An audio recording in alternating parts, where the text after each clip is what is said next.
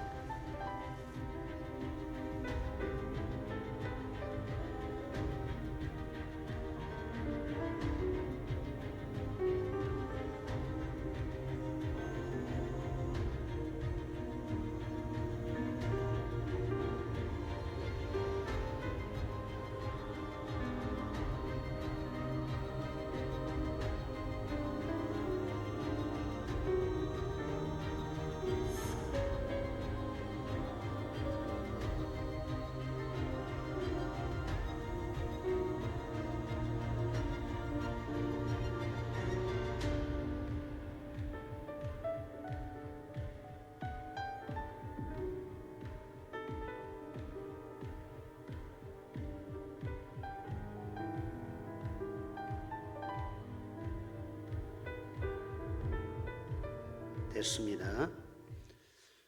자, 예수님이 AD 33년에 공생애를 마치고 십자가에 죽으시고 지금 1993번째 부활절을 맞이하고 있습니다. AD 34년이 첫 번째 부활절, 35년이 두 번째 부활절, 오늘 2026년에는 1993번째 부활절을 맞이합니다. 그런데 세상은 여전히 행복하지가 않고 전쟁과 살인과 테러와 죽음과 고통과 슬픔이 난무한 세상에 우리가 살고 있습니다. 과연 예수님의 부활은 나에게 어떤 영적 의미가 있는가? 과연 예수의 부활은 나의 삶에 어떤 영향력을 끼쳤는가? 어제 온천천 시민공원에 갔더니요, 사람들이 얼마만하게 많이 왔어요. 어제 뭐 행사가 있었나 봐요. 그런데 젊은 2030이 얼마나 많던지, 애들도 꼬마들이 2살, 3살, 4살, 5살, 온천천에 그렇게 아이들이 많아요. 제가 그물을 다 던져가지고 그분들을 다 모시고 오고 싶어요. 그리고 거기다가 제가 교회를 하나 세우고 싶어요. 온천천에는 이렇게 젊은 사람도 많고 아이들이 많은데 교회는 점점 텅텅 비어간다는 겁니다. 우리가 예수의 부활 정신이 왜 필요한 것인가? 세상 사람은 예수의 부활에 관심이 없어요. 부활절을 생각하면서 제가 곰곰이 생각하면서 과연 부활의 의미가 무엇인가 했더니 운동하다 보니까 벚꽃이 참 이렇게 저를 향해서 웃고 있어요. 저는 여기 벚꽃을 통해서 많은 영적인 깨달음을 얻었습니다. 방송신, 부활은 벚꽃과 같구나. 짧은 시간에 핍니다. 알죠? 벚꽃은 그리고 떨어져 없어집니다.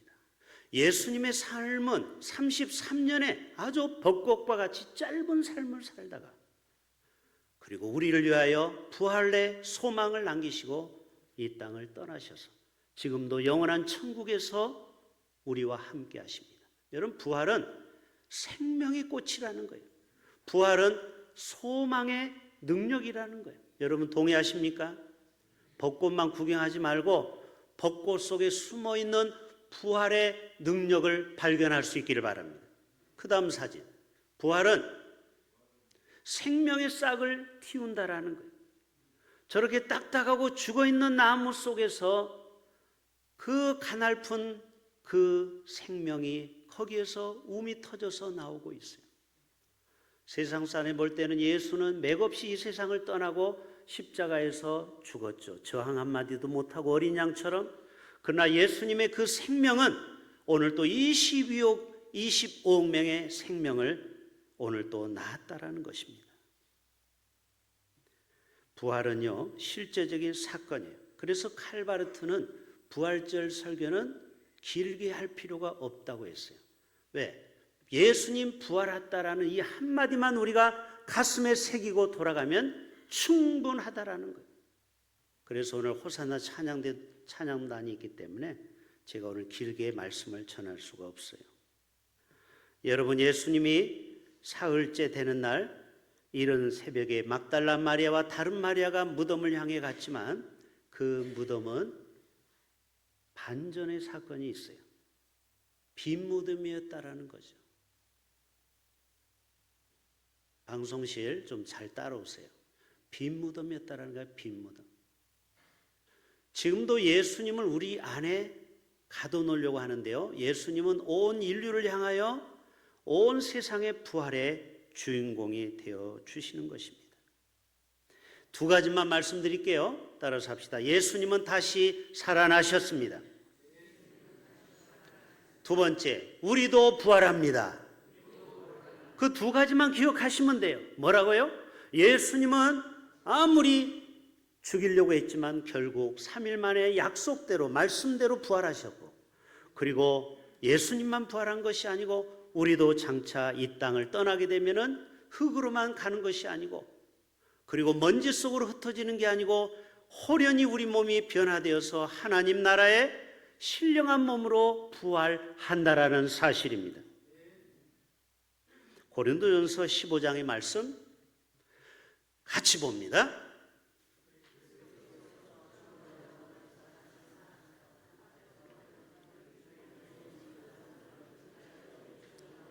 자, 그리스도께서 죽은 자 가운데 다시 살아나셨다 전파되었거늘 너희 중에서 어떤 사람들은 어찌하여 죽은 자 가운데서 부활이 없다 하느냐.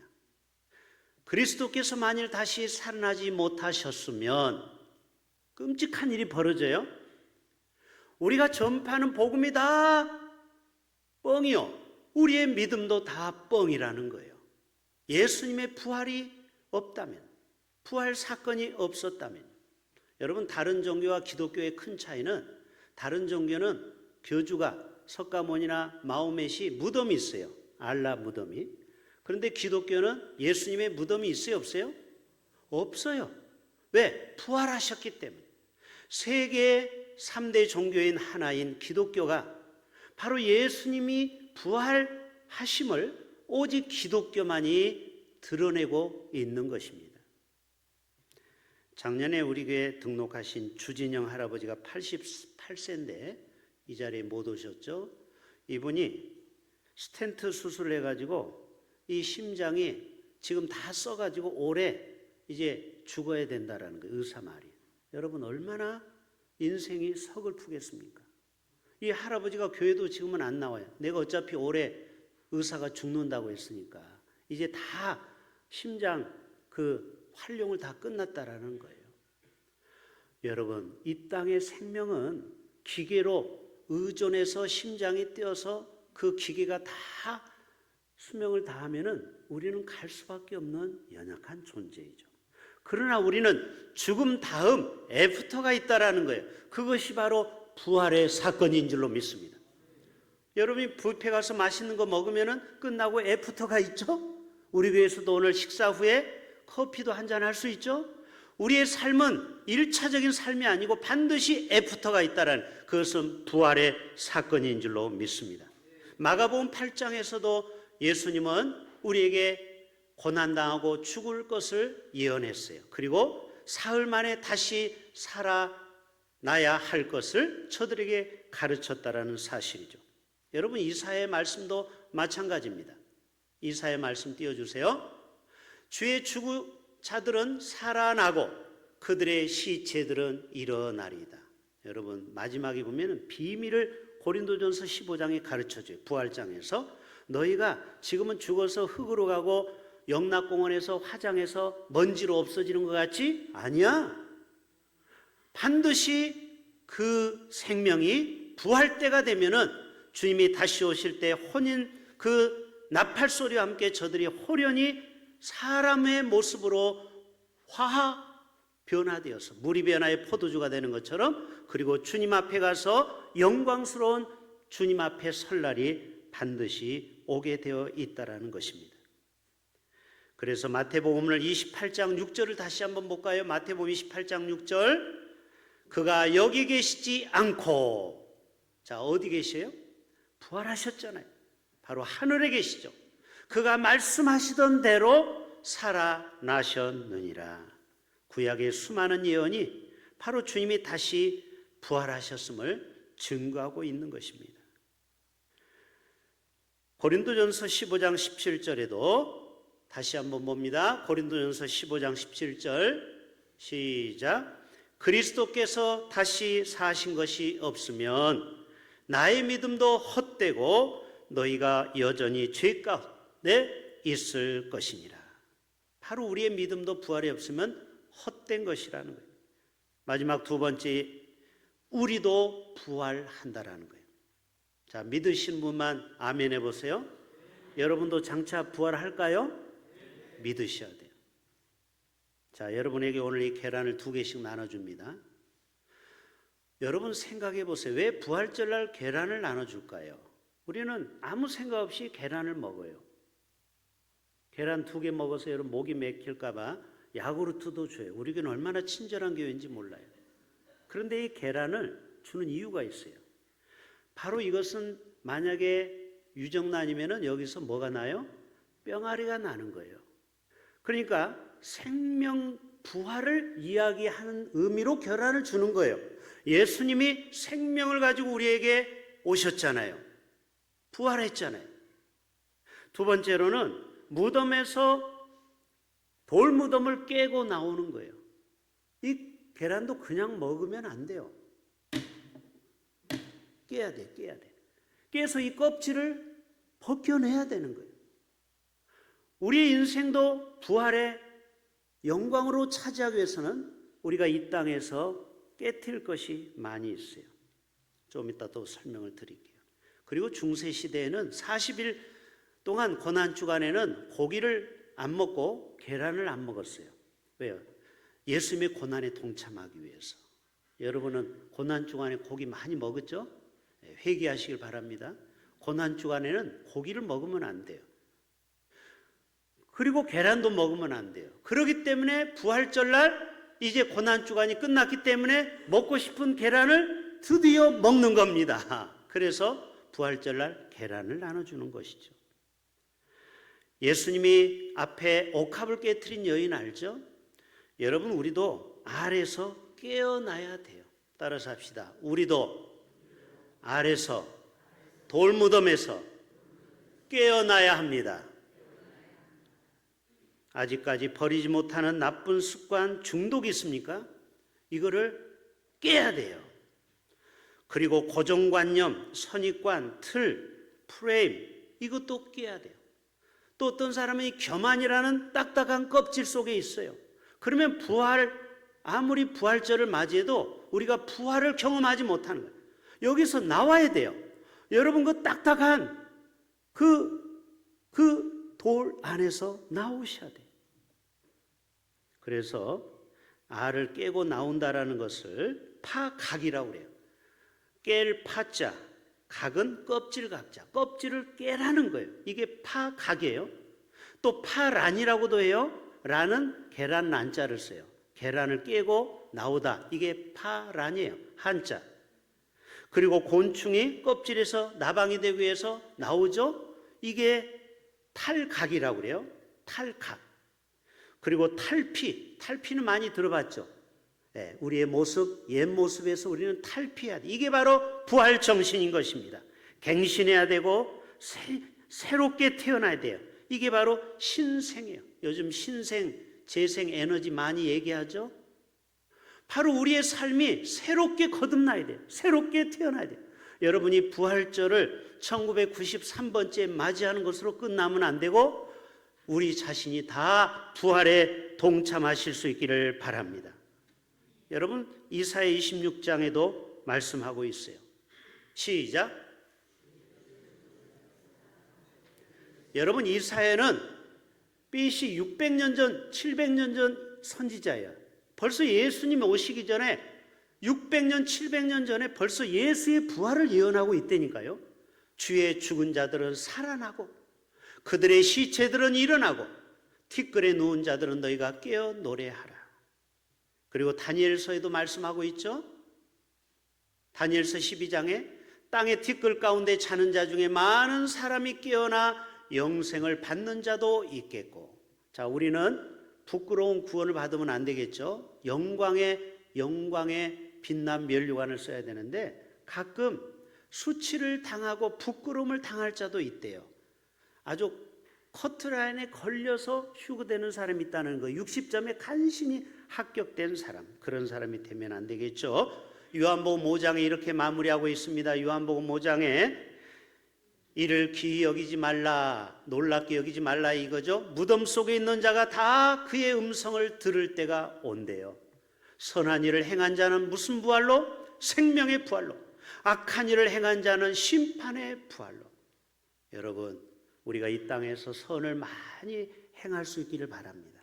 그래야 우리가 생명의 부활로 가는 거지, 악한 일을 많이 하면은요 심판의 부활로 가서 지옥으로 떨어질 수밖에 없는 것이죠. 존 스토트 목사님은요, 부활이 없다면 기독교는 하루아침에 무너진다고 그랬어요. 그러나 부활이 있기 때문에 모든 것이 세상에 달라진다고 했어요. 절망 가운데 있는 사람이 소망을 갖고 희망을 갖게 되는 거죠. 그래, 내가 지금은 어렵고 힘들어도 부활신앙으로, 부활정신으로 다시 우리의 가게가, 우리의 사업이, 또 우리의 자녀들이, 우리의 인생이 한번 변화 일어날 거야, 이 소망을 갖는 것입니다. 빌리 그레이엄 목사님은 부활은 십자가가 실패가 아니었음을 증명한다, 그렇죠? 십자가에서 그냥 죽으심이 아니고 부활하심을 보여주는 증거라는 거죠, 부활이. 인도의 성자 썬다싱은요, 영국을 방문했을 때 어떤 교수님이 질문했습니다. 당신은 오랫동안 힌두교를 믿었었는데 어떻게 힌두교를 버리고 기독교를 선택할 수 있었습니까? 이분이 이야기합니다. 저는 성경을 읽다가 예수님이 부활했다는 이 사실을 보고서 이 세상에 어떤 종교도 부활신앙이 없는데 바로 기독교만이 부활신앙이 있기에 나는 예수님을 부활신앙으로 받아들이게 되었습니다. 우리 모두가 부활신앙으로 다시 일어나기를, 부활정신으로 다시 시작하기를 주님의 이름으로 부탁합니다. 마지막 부활신앙 사행시로 오늘 말씀을 마무리합니다. 여러분이 운을 띄워주시길 바랍니다. 부활신앙. 아니, 한 글자씩 하라니까. 시작. 부활의 소망으로 일어섭시다. 활짝 열린 무덤이 우리에게 생명을 선포하고 신실하신 예수 그리스도의 약속이 이루어졌으며 앙망하는 자마다 부활의 능력으로 새로운 삶을 살게 될 줄로 믿습니다. 기도합시다. 하나님 아버지,